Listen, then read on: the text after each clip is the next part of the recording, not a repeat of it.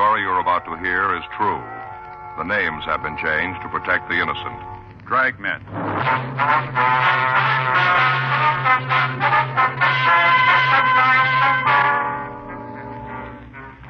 You're a detective sergeant. You're assigned to robbery detail. You get a call from the Georgia Street Hospital.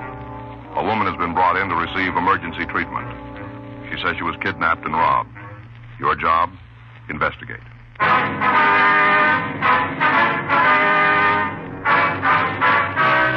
Dragnet, the documented drama of an actual crime. For the next 30 minutes, in cooperation with the Los Angeles Police Department, you will travel step by step on the side of the law through an actual case transcribed from official police files. From beginning to end, from crime to punishment, Dragnet is the story of your police force in action.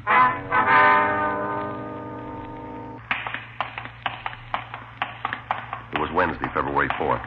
It was cool in Los Angeles. We were working the night watch out of robbery detail. My partner's Frank Smith. The boss is Chief of Detectives Thad Brown. My name's Friday. We're on our way out from the office, and it was 8:32 when we got to Georgia Street Hospital, the treatment room. Dr. Hall? Oh, hi, Frank. Be right with you. Excuse me. Certainly, Doctor. Hi. Hi, Doctor. That the Alston woman? Yeah. How is she? Bruised about the face, not too serious. You can leave when you finish with her. Good. Can we go in now? Sure. Let me know when you're through with her. All right, thanks, Doc.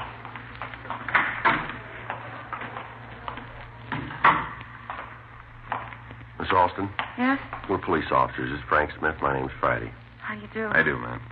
Doctor just told us that you could return home when we finish questioning you, so we'll try not to keep you too long. Thank you. I'm not really hurt much. I was more frightened than anything else. Yes, ma'am. Would you like to tell us what happened now? I stopped at a signal at Washington Boulevard in Normandy, and suddenly the car door opened, and a man jumped in the car. I was scared, and I let out a yell. Mm-hmm. Which door did he open? Well, on the passenger side. He got right in the front seat beside me. All right. He had a knife in his hand. He said not to scream or he'd stab me. Put the knife right against my ribs, right here. Mm-hmm.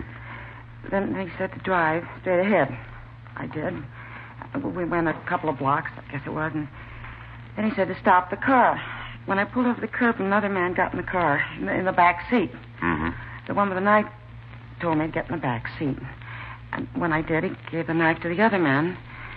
And then he started to drive. Mm-hmm. And the man in the back took my purse from the front seat and started going through it. I don't know why I did, but I grabbed for it. It was a mistake. Mm-hmm. He slapped me real hard. He said that was just a sample. That I'd get some more if I didn't just sit quiet. He took the money I had in my billfold, and he grabbed my arm. He twisted it so I had a watch on. And I hesitated when he told me to take it off, and then he hit me again. He took your watch, too, did he? Yeah, and my ring, too. Can you give us the serial number on the watch? Yes, I have it written down at home. We need a description of the ring, too. All right. Would you go on, please? Sure, I'd wind up as a picture and a headline in tomorrow's paper, one way or the other. How do you mean that? Well, he was driving like a maniac. He's breaking all kinds of laws. Yes, ma'am. But then I thought, well, maybe this might be a good thing, his driving like that. I mean, because a police car started chasing us. I could hear the siren, and I thought I saw the red lights flashing. Mm-hmm. I was hoping they'd catch us, but, well, somehow we got away from them. This man took so many chances and all. No wonder we didn't smash up sooner. You mean that you did have an accident later on? You don't know about that? No. Well, after he got away from the police car, this man kept driving real crazy and dangerous. Finally, we went down a dead-end street. He put on the brakes, but it was too late, and we smashed into a wall of some kind. Yeah. And they got out of the car, and they started running. I started screaming. Mm-hmm. Well, anyhow, some man came out of a building. I told him what had happened, and he called the police and the ambulance. Here I am. Still some shaky, but thankful it wasn't any worse. Can you give us a description of these two men? Well, not much, I'm afraid. That makes me feel pretty stupid, too. What do you mean, ma'am? Well, I'm always doing those observation tests in magazines. I could get real high ratings. Then when I'm up against the real thing, I fail miserably. Can you give us a general idea of their age, their coloring, their height, the way they were dressed? I don't think they were too old. maybe around 20 or so. Mm-hmm. They had dark hair. I can't tell you how tall they were. The only time I saw them standing up was when they ran away from the car. I see. As I remember, the one that drove had on a sport coat, tan color. And the one in the back had on a brown suede jacket. You know, the kind with the knit cuffs and the collar and the waist. That's about all I can remember. I'm sorry. That's all right, Miss Alston. We appreciate the fact you're under a pretty bad strain. I really thought they'd kill me. Yes, ma'am. You remember if they were clean shaven? You mean that they have mustaches? That's right. No, they didn't. Well, you remember if either of them had any scars or marks on their faces, anything distinguishing that might help us identify them later? Well, if they did, I didn't see any, but... Well, there was one thing. I don't know if it means anything. Yeah. The one that was driving had a bandage on his thumb. I could see that because he held the steering wheel up near the top. On which hand? The right one. It was all wrapped up, you know, all around, not just adhesive kind. Mm-hmm. I'm sorry I can't give you more information. That didn't make me happier than for you to catch them. Especially the one that kept hitting me, the one in the back seat. Yes, ma'am, we understand. I think he enjoyed it. He'd grin when he did it. After I made the mistake of grabbing for my purse. I tried not to give him a reason to hit me again. It didn't help. He just hit me when he felt like it. No reason at all. Really wouldn't have made any difference what you did, ma'am. How do you mean, Mr. Friday? Men like that, Yeah? they don't need a reason.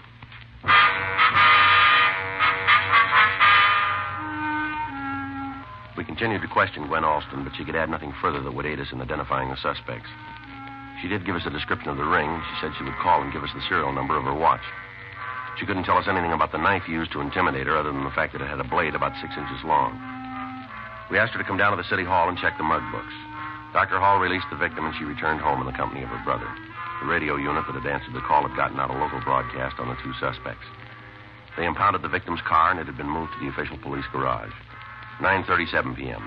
Frank and I drove over to Wall Street. The crew from Leighton Prince had just finished going over the car. Hi, Joe, Frank. Hi, Harlan. How are you? You fellas draw this one? Yeah. You going to give us some help this time? Yeah, just finishing. It doesn't look too good. Yeah?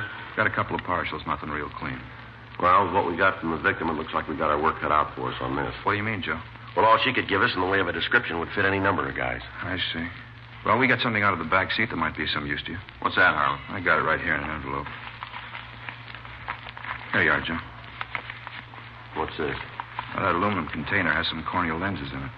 What do you mean? Eyeglasses. You know, the kind that fit right in the eye. Oh. Where'd you find them? In the back seat, right on top of the cushion. Well, it might be something. We'll have to check with the Alston woman, see if they belong to her or anybody in her family. Yeah. What is this case, Joe? Kidnapping robbery. How many suspects? 2. One woman in the car? Yeah. Hurt her at all? Yeah, beat her up a little. Huh. Real He-Man, huh? I sure wish I had more for you fellas to go on. Yeah, Harlan, we don't have much, but at least we know something. What's that, Joe? When we reach these two, Yeah. they won't give us any fight. We went back to the office and called Gwen Alston. She told us the corneal lenses found in her car did not belong to her or to any member of her immediate family. She also gave us the serial number on her watch. We took the container over to the crime lab. Ray Pinker said because of the facets on the lenses, he thought it was a type made by the Stimson Company. The next morning, we drove out to their shop. We talked to George Dudley. We showed him the lenses. Yes, that's our lens. You can tell quite easily when you hold it up to the light. You see those little facets? Mm-hmm. Where is it? Oh, yeah. Could you tell us who these were made for, Dudley? Well, I can give you the name of the optician. Appreciate it if you could. I'll have to check our files, but it shouldn't take too long. All right, sir. Ordinarily, we'd have to check lens power, diameter, and radius curvature. Yes, sir. But this is special type lens. That so? It's used to correct a condition of the eye known as keratoconus. What's that, sir? The conical cornea. Oh. We don't make too many of them. Excuse me, I'll get the name of the optician for you. All right, fine. Pretty good deal, huh? Yeah. I know a fellow who wears them. Says he used to hate to get a haircut, but not anymore. All right. Yeah, with these glasses on his eyes, now he can get his hair cut and still read the magazines. Oh, I found it for you. that's good. These were made for John L. Roberts. Just a minute, sir. I'd like to write that down. Okay, go ahead, please. John L. Roberts, Mm-hmm. 439 Camden Drive, Beverly Hills. Thank you, sir. Got it? Yes, sir. This is the optician that sent in the prescription, huh? That's right. All right, fine. Thanks for your cooperation, Dudley. Not at all. I always get a kick out of helping you fellas. Yes, sir. A lot of steps to solve a crime, aren't there? Quite a few, yeah. Sure hope I've given you a little something. You have? A lot of steps. Yes, sir. You helped us make the first one.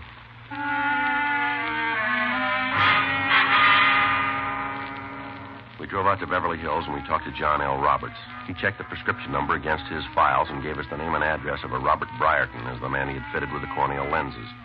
Frank and I went over to the house on Bedford Street, but there was nobody home. We found out from a neighbor that Brierton worked for a coin machine repair company on Pico Boulevard. We located the concern, and the manager showed us where we could find the suspect. 10:13 a.m. Robert Brierton? Is your name Robert Brierton? Yeah? Police officers. It's our identification. Joe Friday? That's right. It's Frank Smith. Hi, Howard. I'd like to ask you some questions. What about? You wear those glasses all the time? Do I what? The glasses you got on, do you wear them for work? Yeah, most of the time. What's this about glasses? You ever wear any other kind? Yeah, why? What kind? Well, how many kinds are there? Why don't you tell us? Well, I don't get this. What am I supposed to have done? You wear another kind of glasses? Isn't that what you said? Yeah? What kind? They're corneal lens types. Where are they? I don't know, home, I guess. You're not sure. Look, officers, I don't know what you're after, but if it's something that happened in the last 20 years, you got the wrong guy. Well, if we have, then you got nothing to worry about, have you? That's right, but mistaken identity can be embarrassing. I'd just like to know what I'm supposed to have done. Suppose you tell us about the other glasses, huh? Your corneal lens? Yeah. Well, what do you want to know about them? Like we said before, we want to know where they are. Well, like I said, home. You're sure? Yeah? How many pair do you have? One? You wear glasses all the time? Yeah? Can you see without them? Yeah, but not too good. Where were you night before last? At home? How about last night? Same. All night. Right. Can you prove it? Yeah, my wife will tell you that. You can call her on the phone. She'll tell you I didn't leave the house. All right. We'll go out there. You can call her just as well. We'd like to see your other glasses, too. All right. You mind telling me what this is all about? We're investigating a kidnapping and robbery. You think I had something to do with it? We're investigating. Okay, if that's how it is, I got nothing to hide. You want to go right now? That's right. My jacket's right here in the locker. Wait a minute, I'll get it for you. This it? Yeah, the brown suede with the net trim.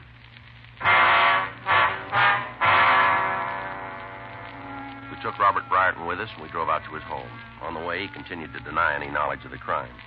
Because the victim, Gwen Alston, had been unable to furnish us with much of a description of the suspects, it was difficult to determine whether or not Brierton was one of the men. He had dark hair. He was in his early 20s. The suede jacket he wore checked out. 11:07 a.m. Anna? Anna?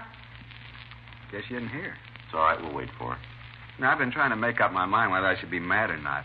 I know you're only doing what you have to, so I guess there's no need to get overheated, but I'll say it again. You got the wrong guy. Well, if we're wrong, we'll admit it. Just hope this doesn't put me in bad down at work. No need for it, too, if you're innocent. I suppose so. You want to sit down? I don't know just when my wife will get back. If you don't mind, we'd like to see your other glasses now. Oh, sure, I'll get them for you. Where are they? Well, I usually keep them on the bedroom dresser when I'm not using them. All right, we'll go with you, all right? Sure. Hope she made the bed. She's a pretty good housekeeper, but sometimes she gets a little sloppy about it. Yeah. I swear they were right here on the dresser. Yeah. I haven't had them too long. I switch off with these that I'm wearing. Did you wear them yesterday? Yeah, but then they should still be on the dresser. I don't know where they could be. Well, maybe we can help you. What do you mean? Who's back there? Anna? What are you doing home? Honey, these are police officers. This is my wife. I do. How you doing, ma'am? What are they doing here? We'd like to talk to you, Miss Brierton. About what? Now, don't worry, dear. But what's it all about? Would you like to step out in the other room, please? It's all right, dear. I don't understand this. Listen, do. Can you tell us where your husband was Tuesday night? He was home with me. How about last night? He was here all evening. You sure? Well, yes, he came home from work and stayed in all evening. Oh, I see. What is it? Police business. You think Robert had something to do with it? Yes, we do. When did this happen? Last night. I told you he was home all evening. That may be true, but these corneal lenses were found in the victim's car. They belong to Robert? That's what his optician told us, yeah. It's all wrong. Well, the victim was beaten by a man who wore a jacket, brown suede with knit trim. That's the kind your husband owns, you know. But he wasn't out of the house, I tell you. I'm afraid we'll have to take him downtown. No, he didn't do it. I know it. I'm sorry, Miss Brierton. These are your husband's lenses. They were found in the victim's car. But he was with me all evening. That may be, but we're going to have to hold him. No, he didn't do it. It was Gordon. Gordon who? I let him wear Robert's jacket last night. Well, who's Gordon? My brother.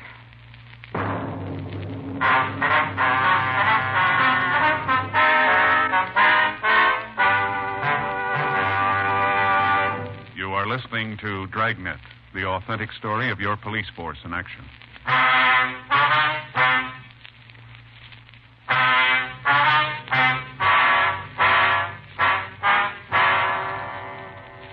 Mrs. Brierton went on to explain that she let her younger brother take the suede jacket the previous night. She also told us that the boy was living with them while he attended school.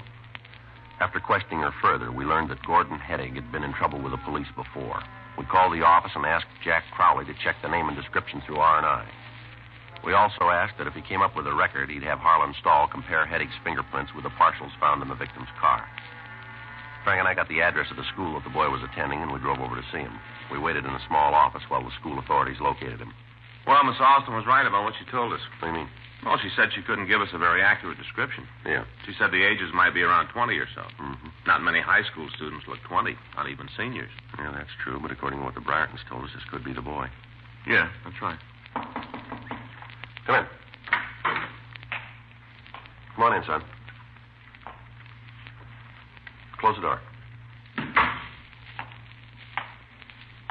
You Gordon Hennig? Yeah. Police officers, Hennig. What do you want me to do? Stand at attention? I told you once to come on in. Now come on over here. Sure, but remember where you are. These ain't soundproof walls. I don't play tough with us, son. Sit down there. Always the orders. Always tell you guys what to do. Sit down, stand up. You're all the same. Never get off a guy's All right, back. now just keep still. I'm sitting in school trying to learn something. You got to come around and jerk me out of class. Why don't you wait until General Assembly with the whole school in on it? You don't care what you do to a guy's reputation. That's what you think, is it? Yeah. Now, listen, son, we never heard of you before today, but we're finding out fast. The way we got it, you've gone way out of your way to make your own record, and you didn't do it in the classroom. We've got a good reason to be here. If you're innocent, you won't have to worry about what anyone in this school thinks. You don't sell me, mister. We don't have to, son. If you're clean, it's like we never met you. But I'm going to put it right on the line for you. The way this thing shapes up right now, we think you already bought yourself another hunk of trouble. Figures. I'm made before I go in. That's where you're wrong, kid. Nobody's going to tag you with a bum beef. You give us the right answers, and like my partner said, we never met you. All right. What do you want from me? You can start by telling us what you did last night. I went to a show. Where? Downtown. What time? Oh, around 7, I guess. Who was with you? Nobody. I went by myself. What was the name of the theater? The Dawn. What'd you see? What pictures? Yeah. I don't remember right off. One was a Western. That was about spies. You're all by yourself. I said so, didn't I? What time did you get out of the show? Around 10, I guess. What'd you do then? Went home. What kind of clothes did you have on last night? What do you mean? What were you wearing? Oh, jacket, sports shirt, usual stuff. What kind of jacket? Suede. Belong to you? No, my brother-in-law. Mm-hmm. How'd you get out to Washington and Normandy? To where? Washington and Normandy. I told you I was downtown. Say, what is this? You tell us. You were in that car, weren't you? What car? The one you beat the woman in. Oh, you're crazy. Who was with you? I told you I was alone. What more do you want? The name of the person that was with you. I don't know what you're trying to tag me with, but you're not going to make it this time. I told you I was at a show by myself. How do you think you can prove I wasn't? We found the lenses you lost from the jacket pocket. Boy, this gets wilder all the time. I was sitting in the show last night, that's it. In other words, you don't want to tell us about it, is that it? About the show. All right, Heddick, you play it your way. It's going to take us a little longer, that's all. Same old story. Don't make any difference what I say. You know I got a record, so I'm guilty. Don't make any difference. Either way, I'm the pigeon. No, you're wrong. Not with us, Heddick. Oh, come on. I just didn't fall off the Christmas tree. There's only one way we want you. Yeah? If you're wrong.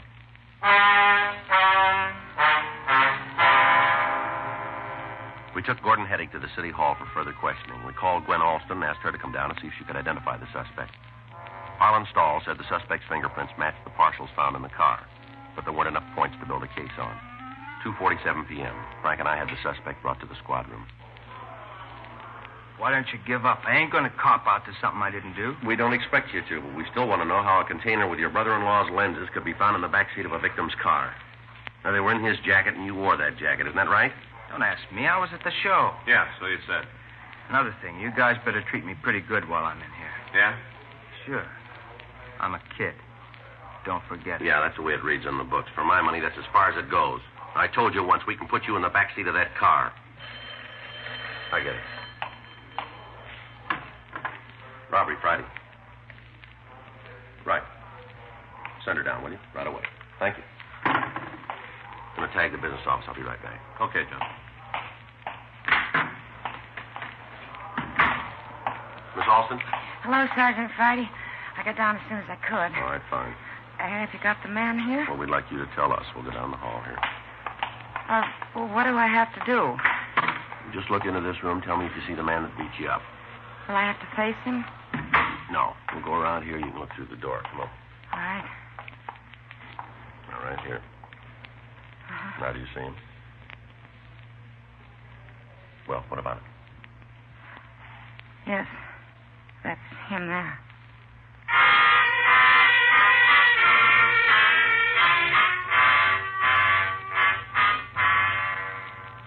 We confronted Gordon Heddick with the fact that he'd been positively identified by the person he had beaten and robbed.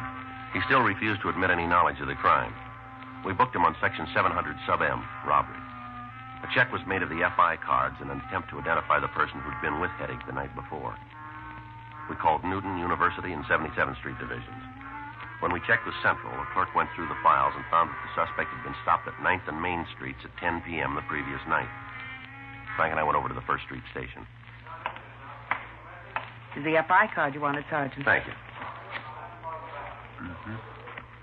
Well, here's what we're looking for. Yeah? Wasn't alone. A person by the name of John Burko was with him. Officer make a card on him, too? Yeah, I got it here. What about the other guy? Thank you. John Burko, B-E-R-K-O, age 19, 506 Holt Avenue. Yeah. Something else in the back here that checks out. What's that? Notation the officer made. Yeah. Burko's right thumb was bandaged.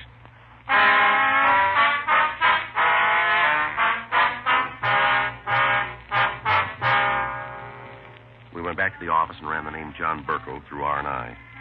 We found a package for him that showed several arrests as a juvenile and one as an adult for suspicion of ADW. Gwen Alston was shown his mug shot, and she identified him as the other suspect. We drove out to his address on Holt Street. It was a boarding house. The owner admitted us to his room. We waited. 4 hours went by. 8:19 p.m.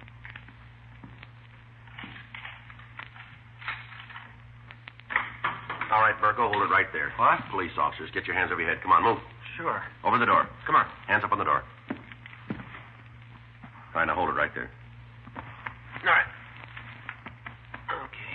He's clean, Joe. What's the pitch? Come on, turn around. Get your hands behind your back. All right. Take it easy with my thumb. I think I got blood poisoning. Yeah. Now, you want to tell me what this is about? A friend of yours sent us over to get you. Says you always work together on everything. He's kind of lonesome without you. Who are you talking about? Heddick. He sent you here. He copped out to you? All right, let's go. What did he say? You figured. We're here. That Fink. Big talk about how he'd never cop out to anything. Never admit nothing. Well, that's the way it is when you get mixed up with young squirts. All right, let's go. Lousy punk. Suppose you know how he beat up that woman. Yep. Should have heard him afterwards, laughing about how he hit her. Should have figured he'd cop out if he got nailed. No guts. Got to beat up on women. No guts at all. Well, that's real funny, isn't it? What's that? We just talked to him. Yeah? He said the same things about you.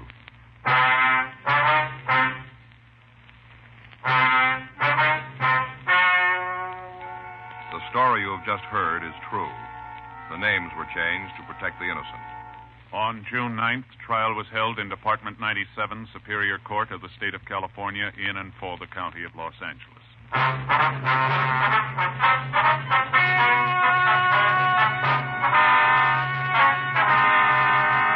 A petition was filed on Gordon Heddick, alleging one count of robbery and kidnapping. He was declared unfit as a juvenile and ordered to be tried in Superior Court. Gordon Jerome Heddick and John Carlton Burko were tried and convicted of robbery in the first degree, one count, and kidnapping for the purpose of robbery.